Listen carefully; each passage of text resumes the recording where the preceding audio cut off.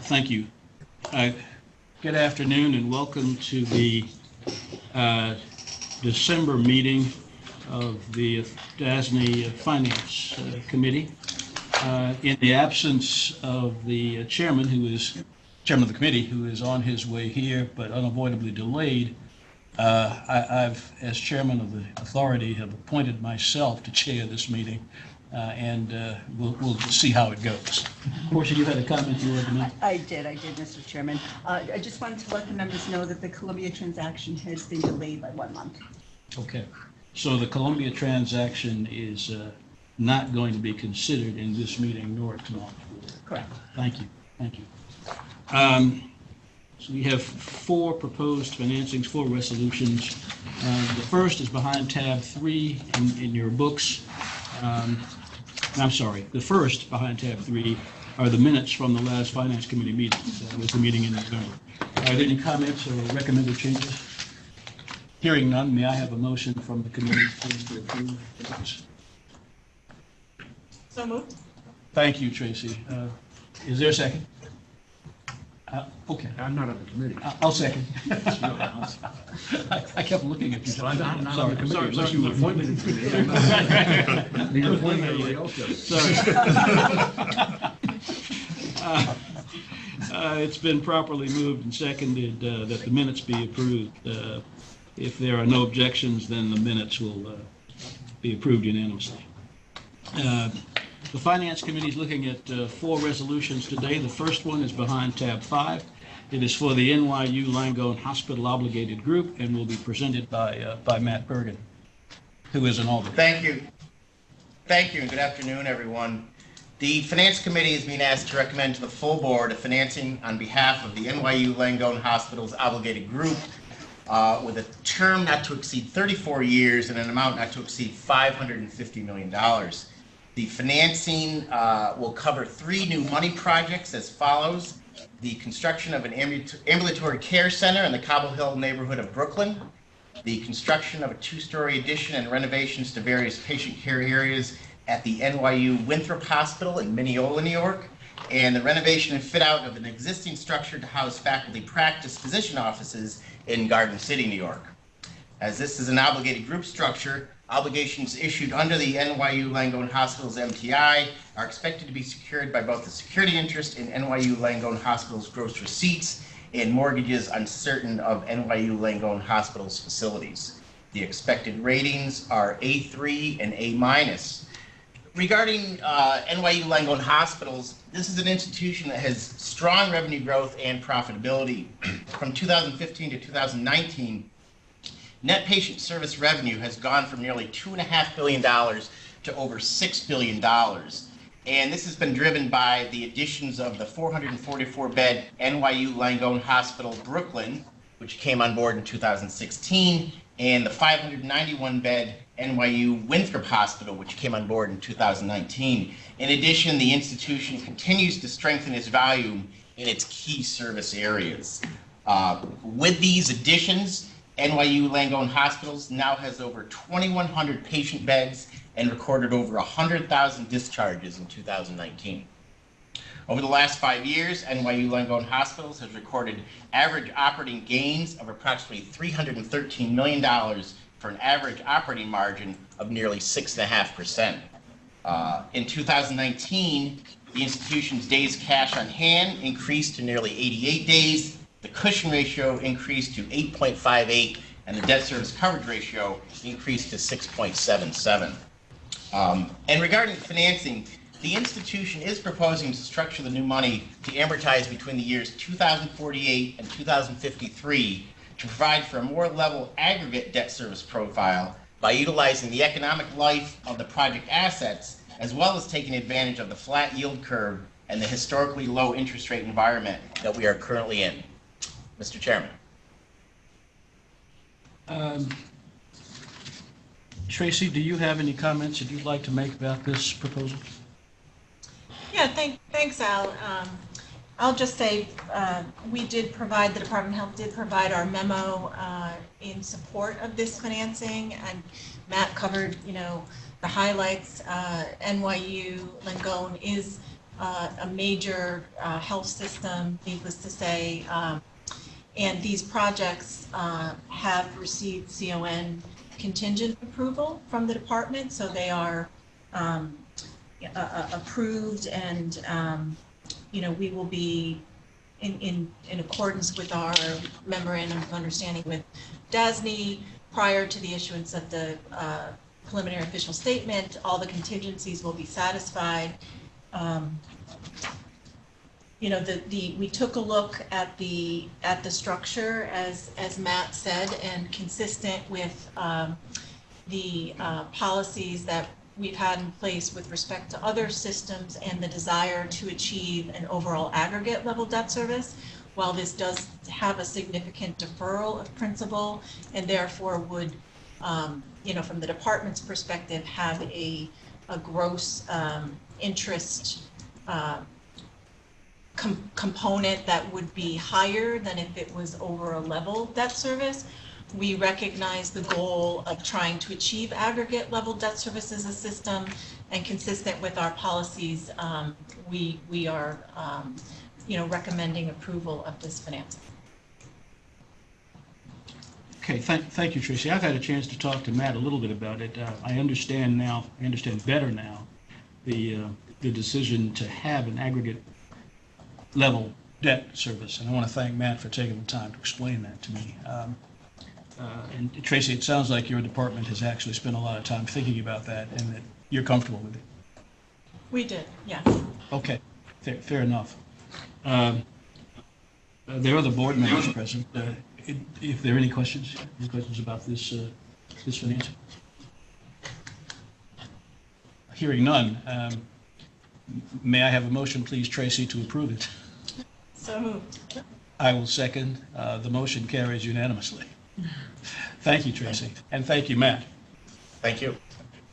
The second financing we're going to look at is behind tab 6. It is for the Jewish Theological Seminary of America, and Gerard Clauser will present it. Gerard? Thank you, Al. Mr. Chairman, members of the Finance Committee, the staff report provided to members for the resolution presents a 31-year bond issue in an amount not to exceed $41 million on behalf of the Jewish Theological Seminary of America. Located in Manhattan, the Jewish Theological Seminary of America is an accredited member of the Middle States Association of Colleges and Schools and is chartered by the Regents of the State of New York. The seminary was founded in 1886 and grants undergraduate, graduate, and professional degrees through its 5 schools. These include the Albert A. List College of Jewish Studies, the H.L. Miller Cantorial School and College of Jewish Music, the William Davidson Graduate School of Jewish Education, the Rabbinical School, and the Gershon Kext Graduate School. The seminary also offers joint degree programs affiliated with Columbia Universities and Barnard College. The seminary is exempt from federal income tax under Section 51C3 of the Internal Revenue Code. The seminary constructed a major modernization project for its campus, including the demolition of the old library, improvements and upgrades to existing buildings, and the construction of a new 85,800 square foot building comprising a library and a student dormitory. This transaction will involve the reimbursement of approximately $39 million for capital expenditures spent building this project. The proposed bond issue is anticipated to be a tax-exempt private placement with TD Bank.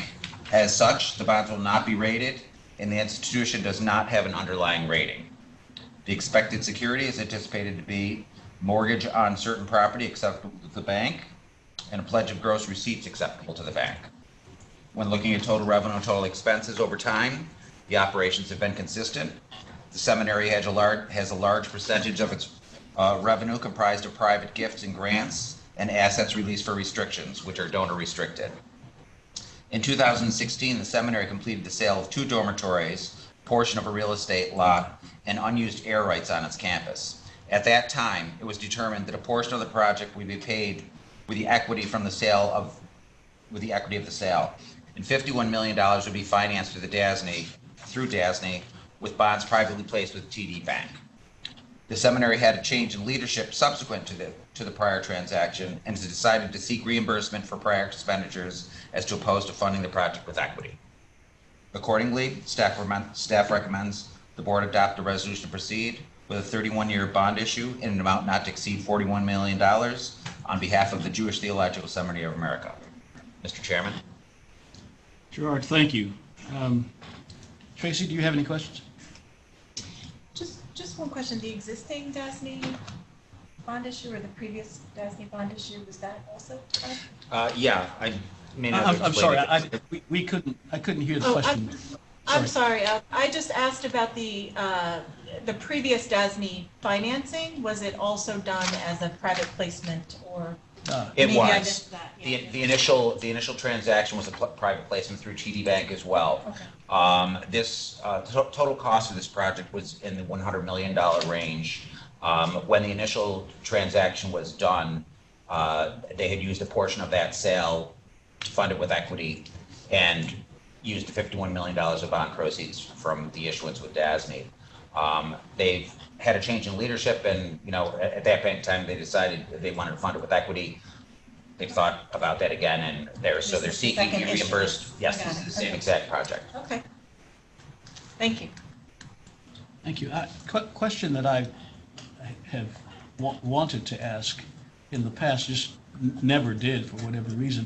But when in a private placement, where DASNY, of course, is issuing, are we advised as to the certain properties that TD Bank accepts as security? Do we know about those properties ahead of time, or is that solely between the credit and the bank? It's normally identified in the term sheet. Okay. It's a terrific opportunity for TD. I was looking at the revenue diversity, and some of you have heard me say this about this particular transaction already. The institution takes 34% of its annual revenue from private gifts and grants, and only 8% of its annual revenue from tuition and fees. It's terrific. I don't have any other questions. May I have a motion, please, Tracy, to recommend this transaction to the full board? Yes, so moved. I'll second it. The motion is approved unanimously, and we're going to go on to the next transaction, which is behind tab 8 for New York University, which will be presented by David Ostrin. Thank you. The Finance Committee is being asked to recommend to the full board one or more series of tax-exempt and/or taxable, fixed and/or variable rate bonds in an amount not to exceed $750 million, with maturities not to exceed 40 years on behalf of New York University. Bond proceeds from this issuance will be used to refund all or a portion of the University Series 2012 A and B bonds, 2013 A bonds, and Series 2015 A bonds, all of which were issued by DASNY. The Series 2012 A and B bonds have a current par amount outstanding of $220.6 million and are callable on July 1st, 2022. The 2013 A bonds have a current par amount outstanding of $113.8 million and are callable on or after July 1st of 2023. So with call dates in 2022 and 2023, it's anticipated that the university will issue taxable bonds to advance refund all or portion of the 2012 and 2013 A bonds. For the 2015 refunding, approximately $63.9 million are callable on or after July 1st of 2020.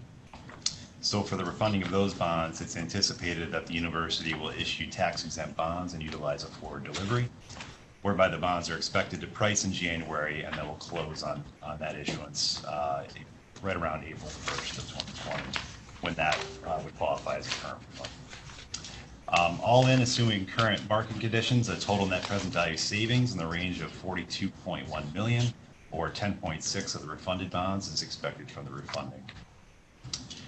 Proceeds from the proposed issuance may also be used to finance, refinance, or reimburse the university for costs associated with projects that are already in progress. All of these projects have been financed by DASNY in previous bond issuances, and they include construction of a mixed-use building at 181 Mercer Street, which will include a modern athletic facility, new classroom, performing arts space, and student and faculty housing. Also improvements to the university's Brooklyn campus, located at 370 J Street, as well as the Tandon School of Engineering. And lastly, various renovations, repair, and replacement projects located throughout the NYU system. NYU maintains a AA2 rating from Moody's and a AA- rating from S&P, both with stable outlooks. So it's anticipated that the loan agreement will be a general unsecured obligation of the university, similar to past issuances with DASNY. I'll just hit on a few financial highlights. Positive demand and enrollment trends have continued in recent years. For fall of 2018, the university received 71,834 applications for first-time full-time freshmen, which is the 11th year in a row of record applications. NYU's acceptance rate for undergraduate enrollment reached a 5-year low of 20% for fall of 18, and its matriculation rate reached a 5-year high of 43%. And as a result, total headcount enrollment reached 51,847 for fall of 2018, which is a 5.2 increase over the last 5 years. The university's overall revenue mix is diverse. For fiscal year 2018, 30% of the university's total operating revenues came from net tuition and fees. And lastly, looking at the balance sheet, total net assets have increased by $902.4 million since 2014, reaching $6.15 billion as of fiscal year end 2018. And much of that can be attributed to investment returns, grant awards, and fundraising results. Mr. Chairman. David, thank you. Tracy, do you have any questions about this proposed financing? No, it's just very strong credit with a long history with DASNY. On the refunding side, I want to make sure I heard you right, Dave. So the 2012 A and B and 13 are expected to be taxable because they will be advance refunded? Yeah, so the call dates are in 2022 and 2023. So assuming we price in January, they would be issuing taxable bonds to take out both those series. Okay. And even with that, in the savings analysis, it still results in net present value savings? Yep, exactly. So the savings number that I referenced, the 42.1 million, that assumes a taxable issuance for the refunding of those two series. Okay. Great. Thank you, Tracy. David, I don't have any questions. May I have a motion, please, then to, I'm sorry, are there questions from any of the other board members? Thank you. May I have a motion, please, then, Tracy, to approve the to approve recommending this transaction to the full board for approval? So moved. Yes. I will second the motion. It passes unanimously. Our last transaction for the day is behind tab 9. It is for the Onondaga Cortland Madison BOCES, and it will be presented by Steve Kozier, who is in Albany. Thank you, Al. Staff is requesting the Finance Committee to recommend the board to adopt a resolution to proceed for financing in an amount not to exceed $12,850,000 on behalf of Onondaga Cortland Madison BOCES. The ability to create a BOCES, or Board of Cooperative Education Services, was established in 1948 and was designed to enable school districts to combine their resources to provide services that otherwise would have been uneconomical, inefficient, or unavailable. OCM BOCES was established in 1948, provides shared services to 23 component school districts in Onondaga, Cortland, and Madison counties that together serve approximately 60,000 students. OCM BOCES provides programs at 4 campuses, 2 in Liverpool, 1 in Syracuse, and another in Cortland. DASNY has issued 1 prior series of bonds on behalf of OCM BOCES. As of September 30th, 2019, approximately 5.4 million of these Series 2015 bonds remain outstanding. BOCES are funded by payments made to them by the component school districts based on their allocable share of program services and administrative and facilities expenses. The component school districts pay for these expenses through real property tax levies. In addition, the state has made appropriations to the BOCES program each year since 1949 to partially offset these expenses.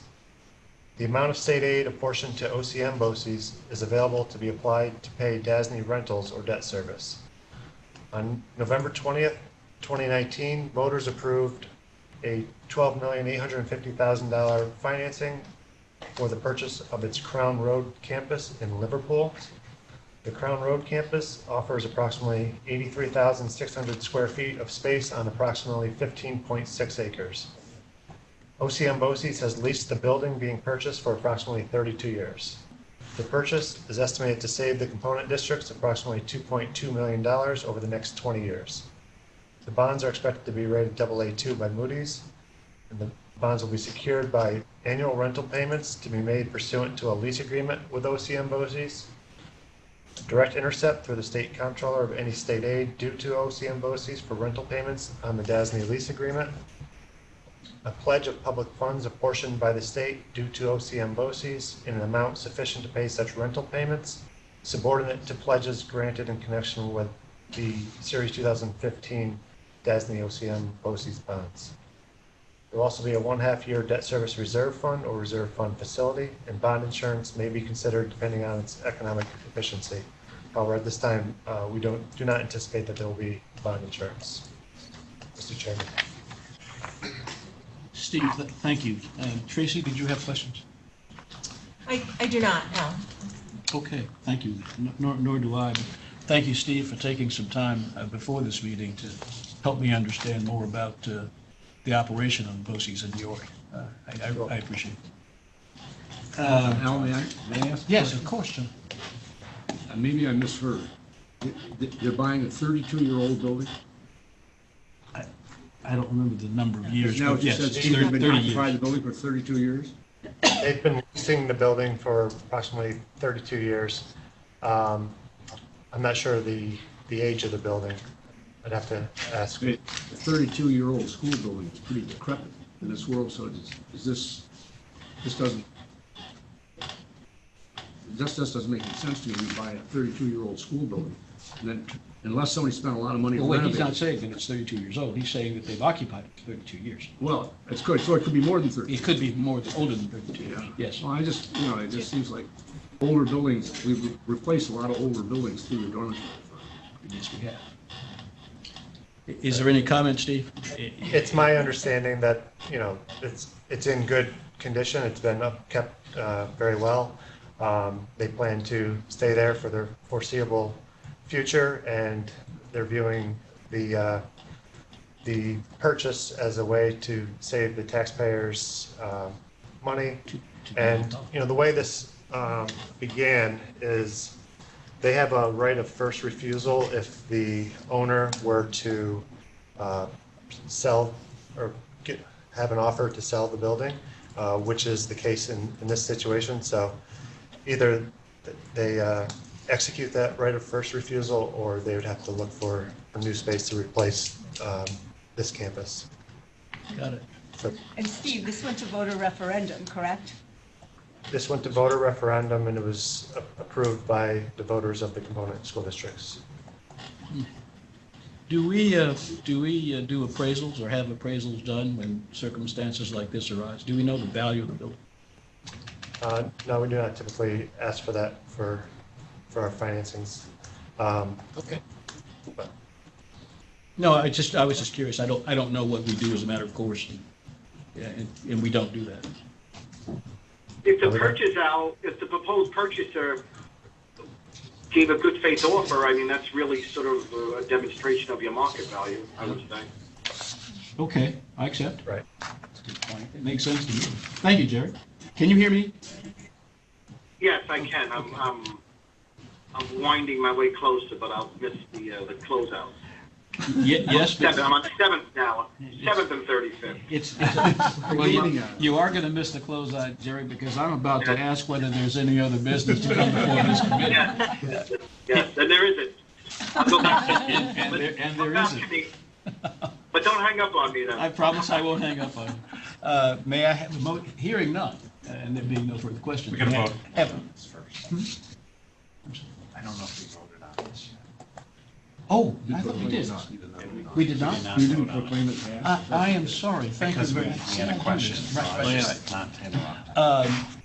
Let's see, may I have a motion, please, to approve the proposed Onondaga, Cortland, Madison, BOCES transaction for recommendation to the full board? So moved. Thank you, Tracy. I will second the motion, which therefore passes unanimously. Is there any other business to come before this committee? Hearing none, may I have a motion, please, Tracy, to sorry.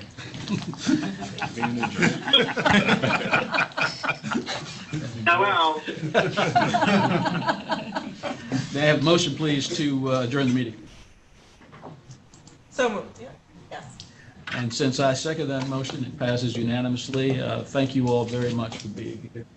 And thank you for guiding me through the